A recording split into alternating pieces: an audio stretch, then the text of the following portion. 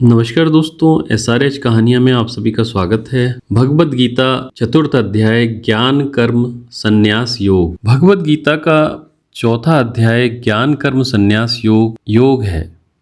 इस अध्याय में श्री कृष्ण कर्म योग का गुणगान करते हैं अथवा अर्जुन को आत्मा एवं परम सत्य का बोध कराते हैं। वे भौतिक संसार में अपनी उपस्थिति के पीछे कारण का वर्णन करते हैं।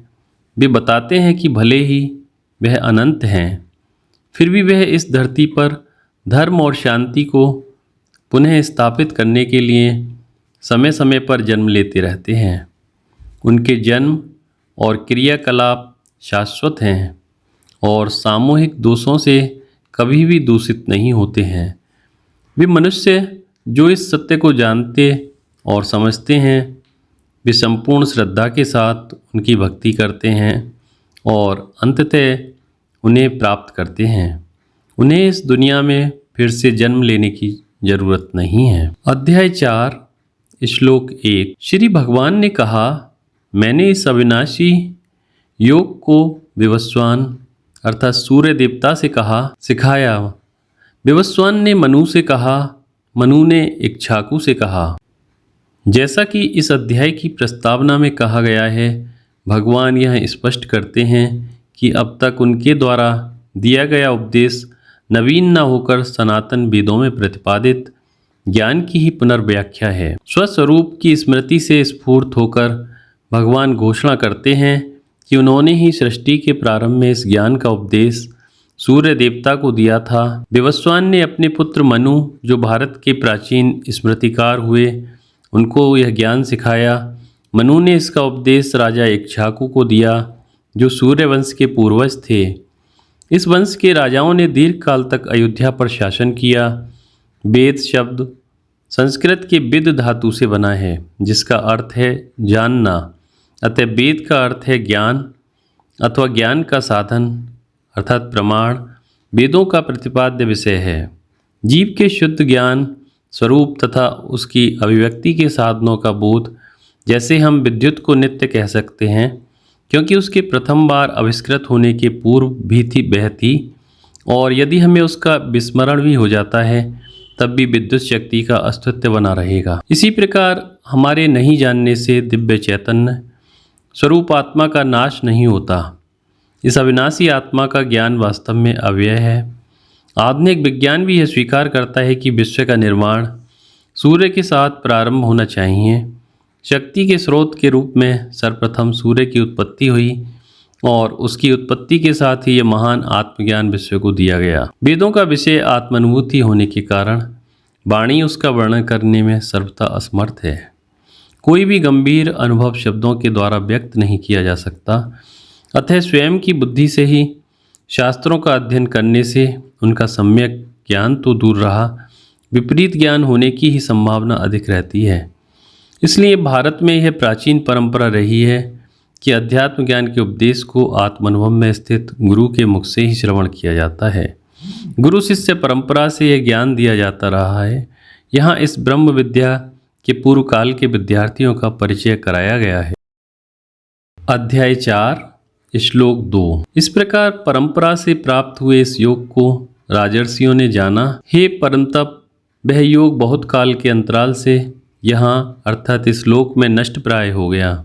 वेदों में प्रवृत्ति और निवृत्ति मार्गों का उपदेश है। इस योग का परंपरागत रूप से राजर्षियों को ज्ञान था, परंतु लगता है इस योग का भी अपना दुर्भाग्य और सौभाग्य है। इतिहास के किसी काल में मानव मात्र की सेवा के लिए यह ज्ञान उपलब्ध होता है और किसी अन्य समय अनुपयोगी सा बनकर निरर्थक हो जाता है। तब अध्यात्म का स्वर्ण युग समाप्त होकर भोग प्रधान आसुरी जीवन का अंधा युग प्रारंभ होता है।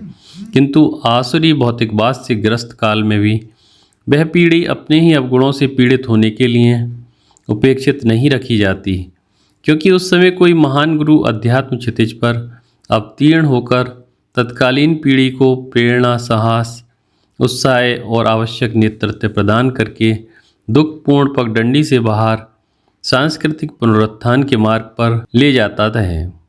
महाभारत काल का उचित मूल्यांकन करते हुए श्री कृष्ण भगवान ठीक ही कहते हैं कि दीर्घकाल के अंतराल से वह योग यहाँ नष्ट हो गया है।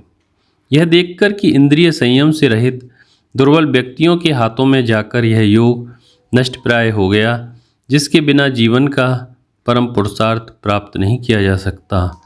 भगवान आगे कहते हैं, अध्याय 4 श्लोक 3, वह ही ये पुरातन योग आज मैंने तुम्हें कहा अर्थात सिखाया, क्योंकि तुम मेरे भक्त और मित्र हो, यह उत्तम रहस्य है। यहाँ भगवान अब तक के उपदिष्ट ज्ञान के प्राचीनता की घोषणा करके रूढ़िवादी विचारकों की शंका का निर्मूलन कर देते हैं। शिष्य के प्रति स्नेह भाव होने पर ही कोई गुरु उत्साह और कुशलतापूर्वक उपदेश दे सकता है। श्री कृष्ण और अर्जुन के बीच ऐसा ही संबंध था और भगवान को यह विश्वास था कि उनके द्वारा निर्दिष्ट मार्ग का वह अनुसरण करेगा। गुरु और शिष्य के बीच इस प्रकार की व्यापारिक व्यवस्था न हो कि तुम शुल्क दो और मैं पढ़ाऊँगा। प्रेम और स्वातंत्र्य, मित्रता और आपसी समझ के वातावरण में ही मन और बुद्धि विकसित होकर खिल उठते हैं। आत्मानुभव का ज्ञान प्रदान करने के लिए आवश्यक गुणों को अर्जुन में देखकर ही श्री कृष्ण कहते हैं कि उन्होंने इस योग का ज्ञान उसे दिया। यहाँ इस ज्ञान को रहस्य कहने का तात्पर्य केवल इतना ही है कि कोई व्यक्ति कितना ही बुद्धिमान क्यों ना हो, फिर भी अनुभवी पुरुष के उपदेश के बिना वह आत्मा के अस्तित्व का कभी आभास नहीं पा सकता। समस्त बुद्धि वृत्तियों का प्रकाशित करने वाली आत्मा स्वयं बुद्धि के परे होती है। इसलिए मनुष्य की विवेक सामर्थ्य कभी भी नित्य अविकारी आत्मा को विषय रूप में नहीं जान सकती। यही कारण है कि सत्य के विज्ञान को यहाँ उत्तम रहस्य कहा गया है। किसी के मन में यह शंका न रह जाए कि भगवान के वाक्यों में परस्पर विरोध है। इसलिए अर्जुन मानो आक्षेप करता हुआ प्रश्न पूछता है। अध्याय 4 श्लोक 4, अर्जुन ने कहा, आपका जन्म अपर अर्थात पश्चात का है और विवस्वान का जन्म आपके पूर्व का है। इसलिए यह मैं कैसे जानूं कि सृष्टि के आदि में आपने इस योग को कहा था। इस अध्याय के प्रारंभिक श्लोक में घटनाओं के काल के विषयों में स्पष्ट विरोधाभास है।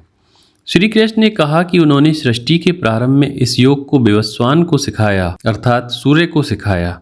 अर्जुन के लिए स्वाभाविक था कि वह श्री कृष्ण को देवकी के पुत्र और गोकुल के मुरलीधर कृष्ण के रूप में ही जाने। श्री कृष्ण की निश्चित जन्म तिथि थी और वे अर्जुन के ही समकालीन थे।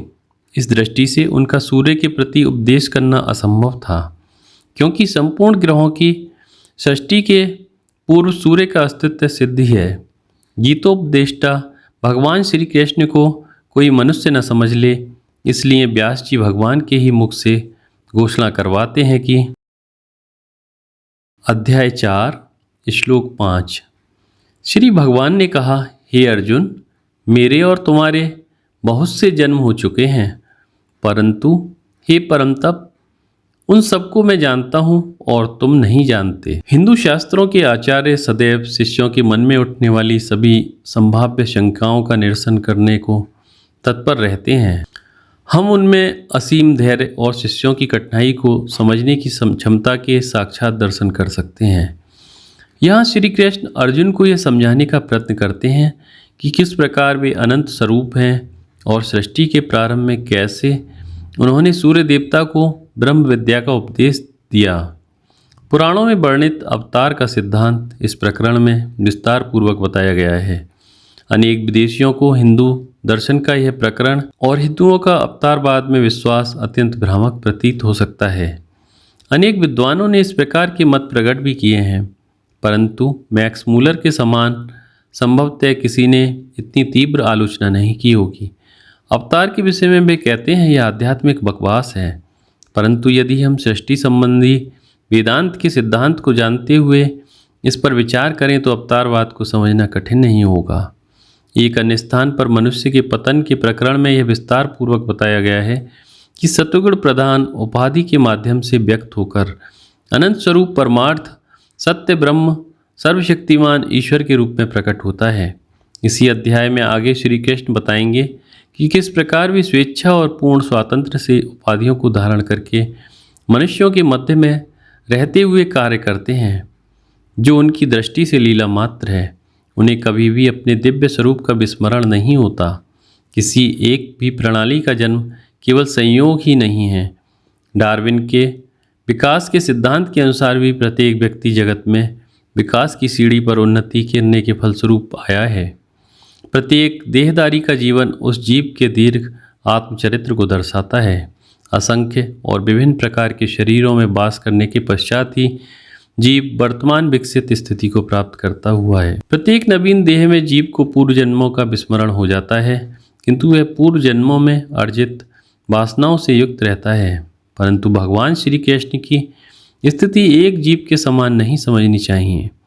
वे अपनी सर्वज्ञता के कारण अर्जुन और स्वयं के अतीत को जानते हैं। अतः उन्होंने कहा, मैं उन सबको जानता हूँ और तुम नहीं जानते। आपके लिए धर्म अधर्म के अभाव में जन्म की क्या आवश्यकता है?